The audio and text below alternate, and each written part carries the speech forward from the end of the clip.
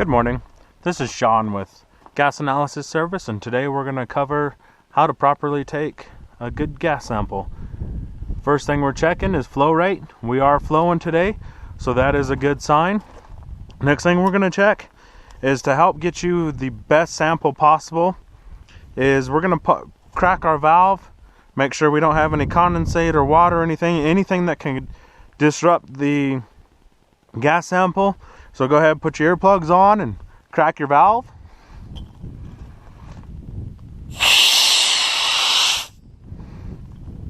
So we know by cracking our valve that we don't have any liquids in our flow line.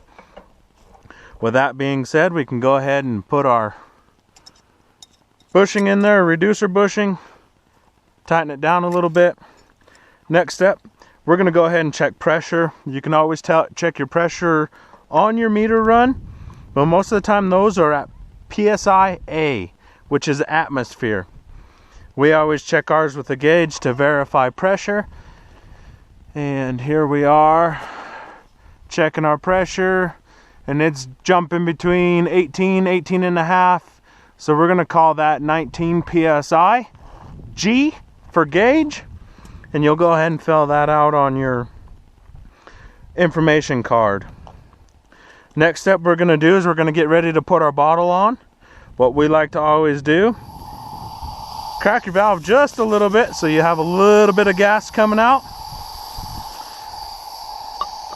Set your bottle on. Let it purge any air that's out in this valve, or in the tip of the bottle valve. Tighten it down. And since we know we have no fluids in our flow line, we're going to go ahead and open our valve all the way. Next thing, we're going to crack our bottom valve. This is a pigtail. Has been proven to help keep oxygen out of the cylinder and give us a positive gas sample. So we're going to crack our top valve. Now, with all of our valves open, we have pressure right up into this valve.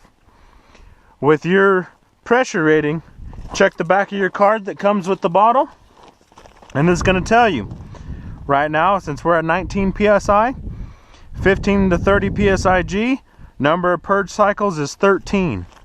All of the bottles that you get from Gas Analysis Service have a vacuum on them, which means there is no oxygen, no contaminants in the bottle. But we'll go ahead and purge this bottle 13 times.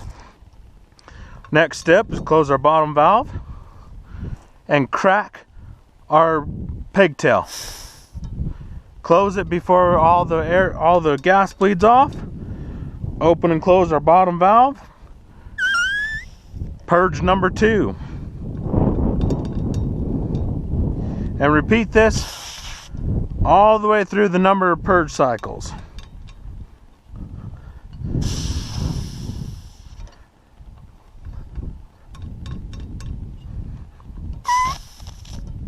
Alright, so after we've gotten all of our purge cycles, and I didn't do them all on this setup just for length of video, we'll go ahead and close our top valve, maintaining that our bottom valve is open. Our cylinder is pressurized with your gas sample. We're going to close that one.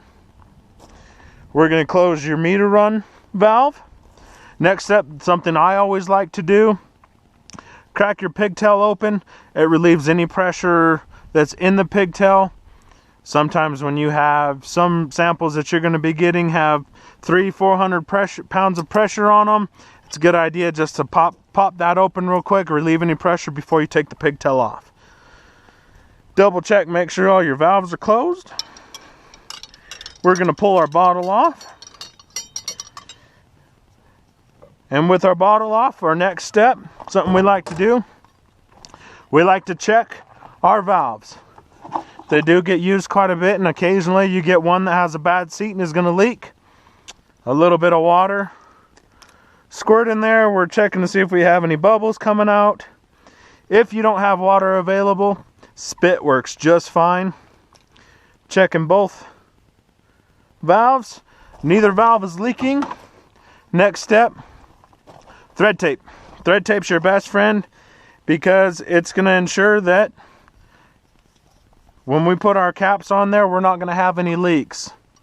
This is essentially the last barrier with your caps. The last barrier in case a valve ever came open, or you do have a slightly leaking valve that is seeping just a little bit and you don't have a second bottle to get your sample. Thread tape it, put your caps on, crank them down a little bit.